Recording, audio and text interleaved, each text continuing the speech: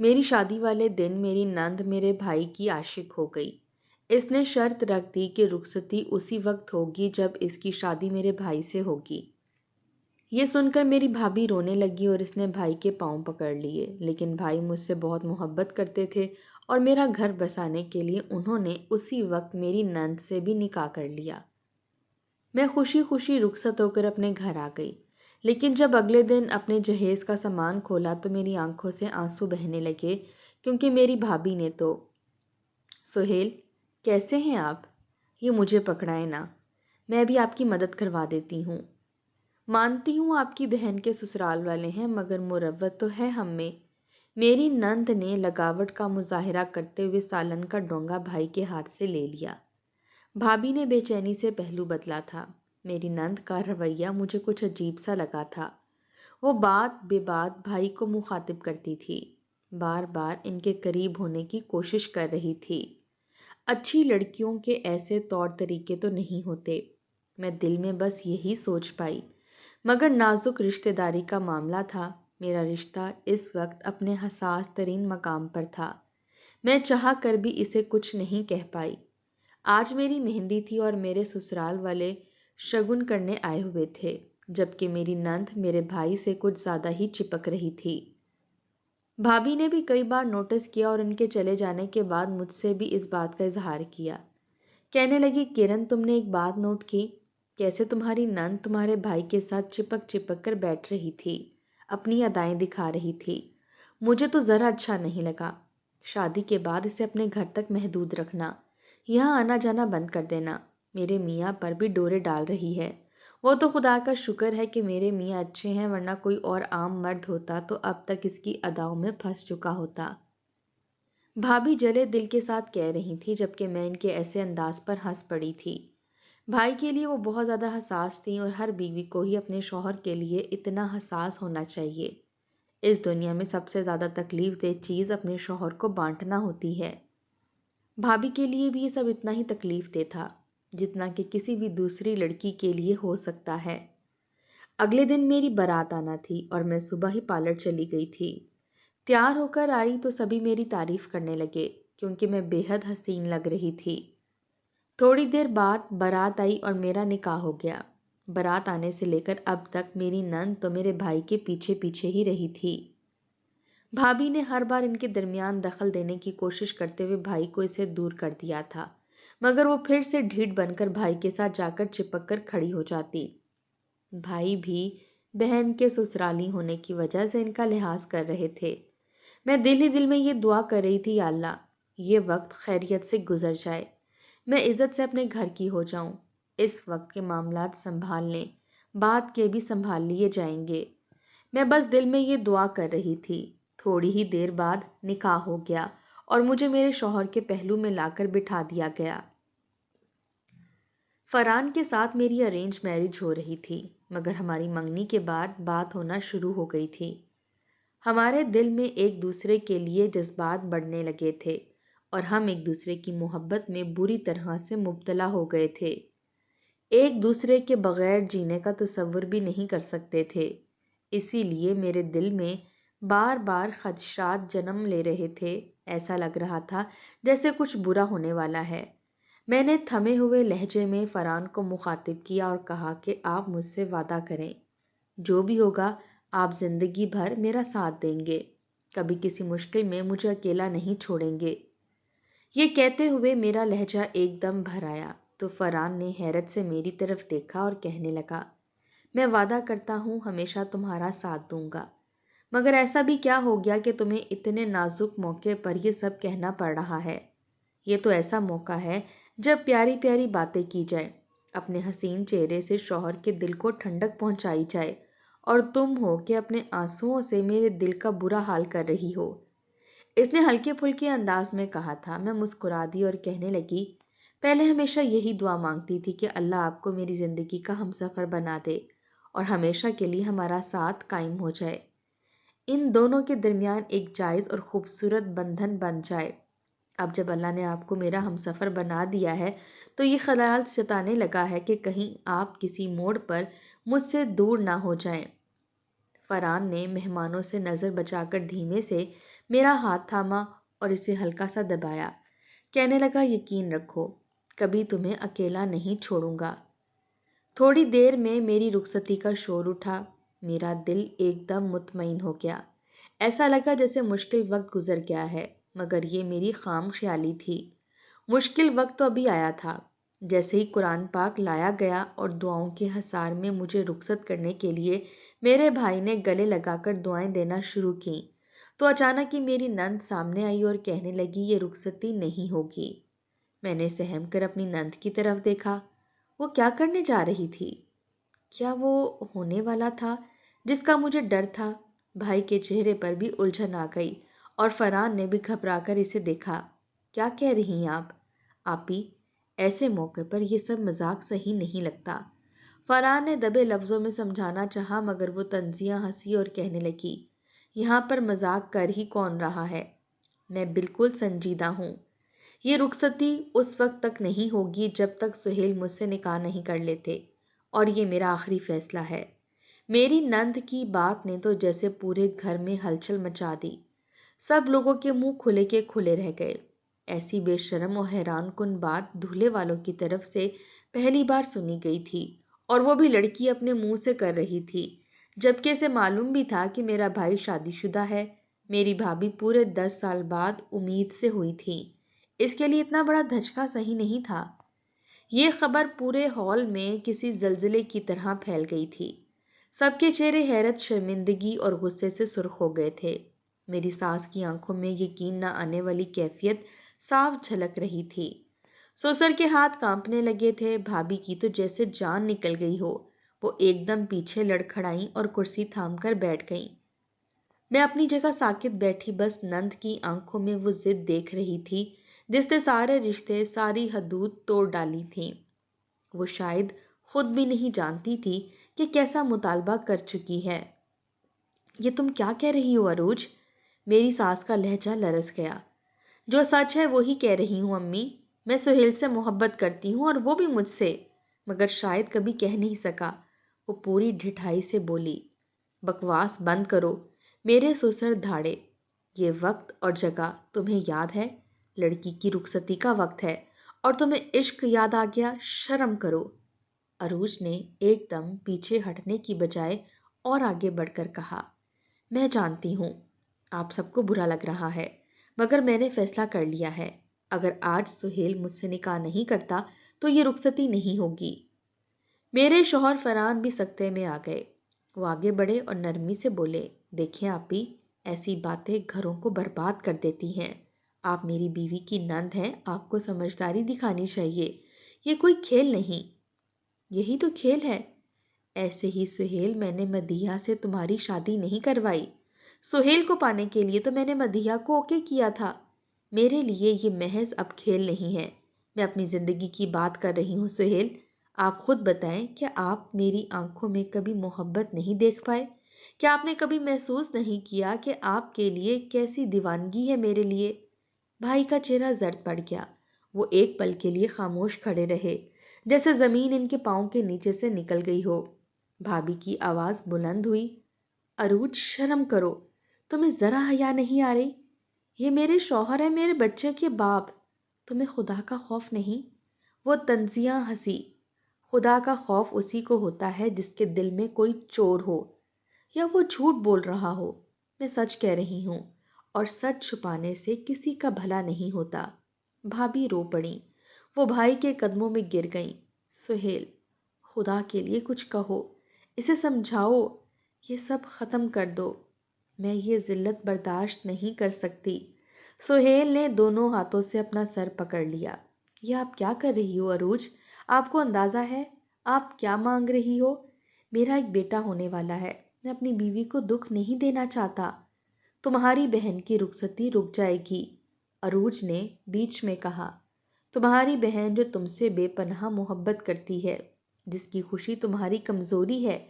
اگر تم نے آج انکار کیا تو یہ رخصتی کبھی نہیں ہوگی.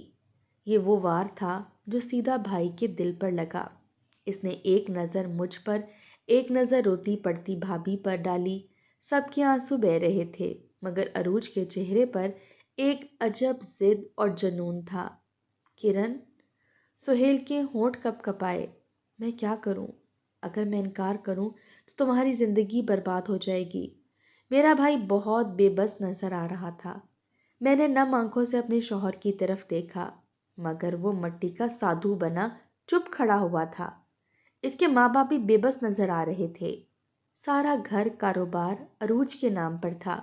اگر اس وقت وہ اس کا ساتھ نہ دیتے تو سڑک پر آ جاتے۔ اس کے علاوہ عروج انہیں جذباتی طور پر بھی بلیک میل کرتی تھی۔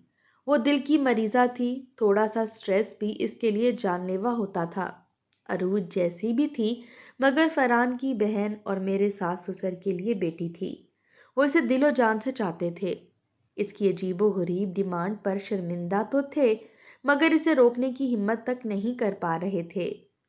بھابھی کی امی دھاڑیں، بیٹے بیٹی کی زندگی کے لیے بیوی کی قربانی نہیں دی جاتی۔ خدا کا واسطہ ہے کچھ سوچو۔ مگر بھائی کی آنکھوں میں عجیب سا سکوت اتر آیا تھا۔ وہ کسی فیصلہ کن لمحے کی طرف بڑھ رہے تھے۔ انہوں نے بھابھی کی طرف دیکھا جو زمین پر بیٹھی رو رہی تھیں۔ میں تمہیں کبھی دکھ نہیں دینا چاہتا تھا مگر شاید حالات مجھ سے میرا اختیار چھین رہے ہیں۔ کرن کی عزت اور گھر کا سوال ہے، میں مجبور ہوں۔ بھابھی نے ان کے ہاتھ پکڑ لیے۔ نہیں سہیل، یہ ظلم ہے۔ تم خود پر، مجھ پر اور اس بچے پر ظلم کرو گے۔ تمہیں اس کی کوئی سزا معاف نہیں ہوگی۔ بھائی کی آنکھوں سے آنسو بہہ نکلے۔ وہ پیچھے ہٹے اور عروج کے سامنے جا کر کھڑے ہو گئے۔ ٹھیک ہے، اگر یہی تم چاہتی ہو تو میں تم سے نکاح کر لیتا ہوں۔ پورے ہال میں ایک سناٹا چھا گیا۔ بھابھی کے لبوں سے ایک دبی ہوئی چیخ نکلی۔ وہ بے ہوش ہو کر گر گئیں۔ ان کی امی نے دوڑ کر انہیں سنبھالا۔ میں ساکت بیٹھی اپنے بھائی کو دیکھ رہی تھی۔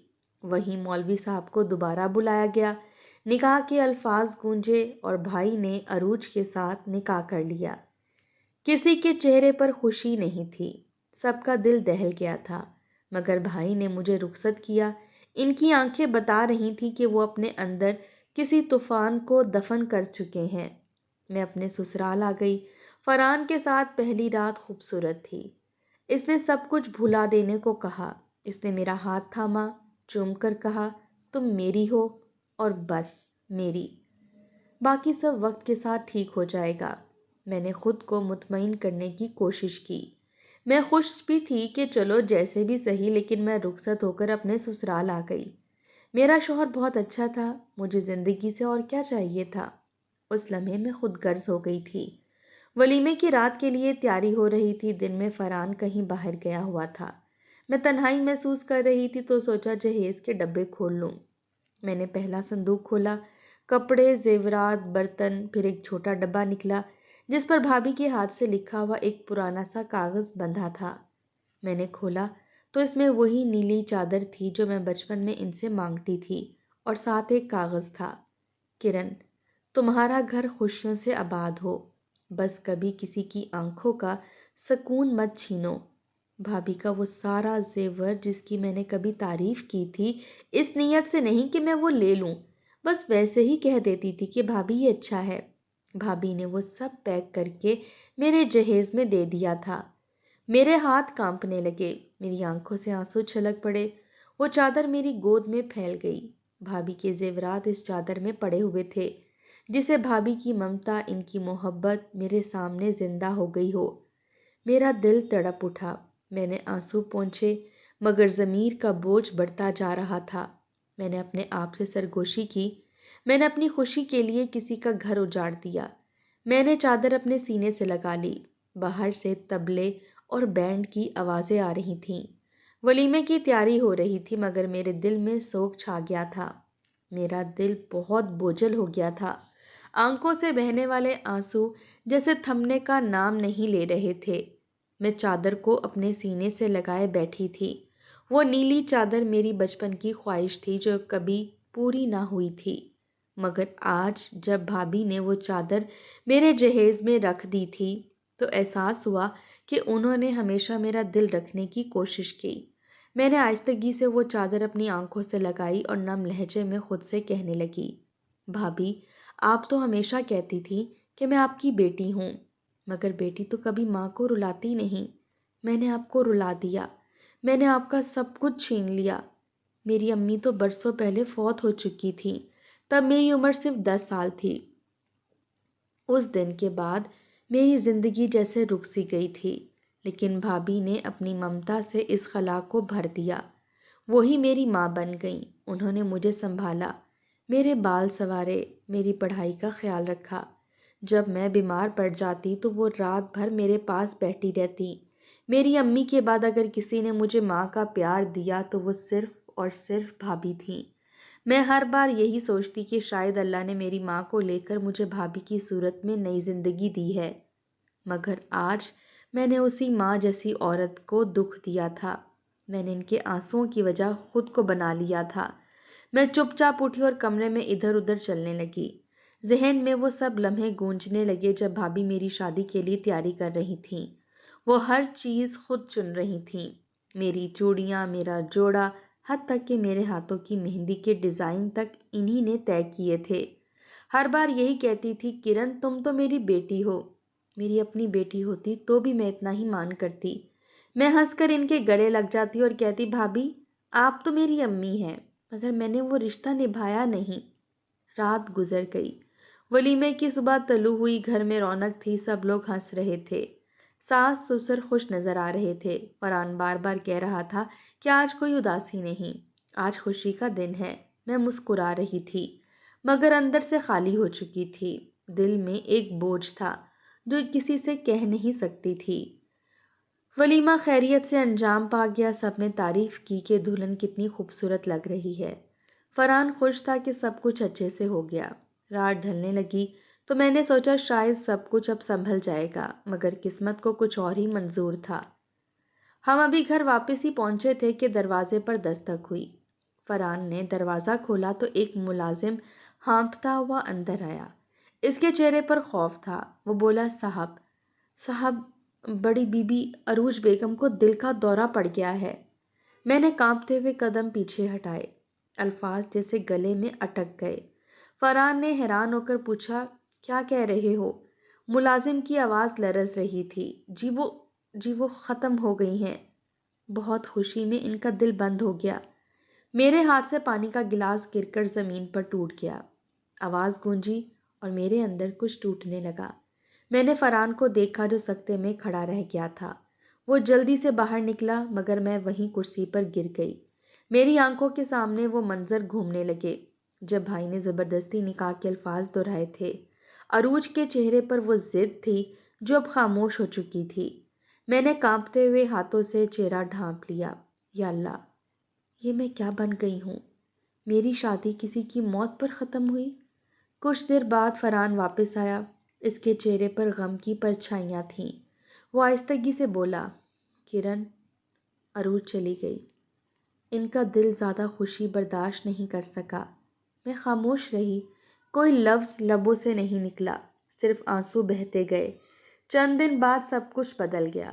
بھائی کے چہرے پر اب سکون تھا، شاید ایک طوفان کے بعد دل کو قرار آ گیا تھا۔ بھابھی کے گھر میں بھی اب سب ٹھیک ہونے لگا۔ ان کی طبیعت سنبھل گئی، وہ اپنے بچے کی پیدائش کے قریب تھیں۔ گھر میں پھر سے زندگی لوٹ آئی تھی، مگر میرے اندر موت کا سا سناٹا چھا گیا تھا۔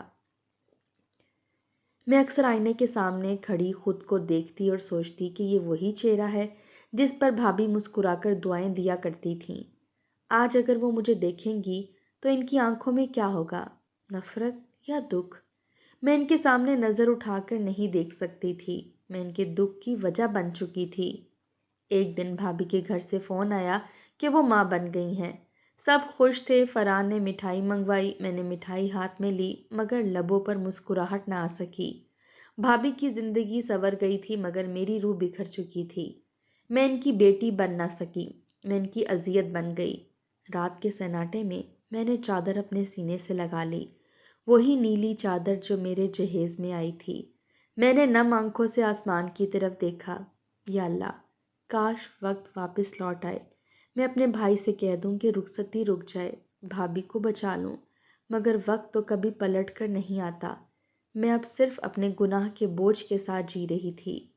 بھابھی کے گھر اب خوشیاں تھیں، ان کے آنگن میں بچے کی ہنسی گونجتی تھی۔ مگر میرے دل میں سناٹا تھا۔ میں ان کے ساتھ نظریں نہیں ملا پاتی تھی۔ وہ میری ماں جیسی تھی مگر میں ان کی بیٹی نہ بن سکی۔ میں صرف ان کی تکلیف بن گئی تھی، ان کی آنکھوں کا سکون چھیننے والی۔ اور اب جب بھی وہ نیلی چادر دیکھتی ہوں تو مجھے اپنے کیے کی سزا محسوس ہوتی ہے۔ میں زندہ ضرور ہوں مگر ضمیر کی عدالت میں روز مر رہی ہوں۔